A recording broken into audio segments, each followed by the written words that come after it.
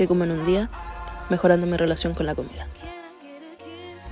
De desayuno tomé una porción de leche de proteína con café, 2 pancitos de molde y 2 huevitos revueltos. De almuerzo, ensalada de pepino, tomate y cebolla y estos deliciosos falafel que hizo la Katy, acompañados de carne molida.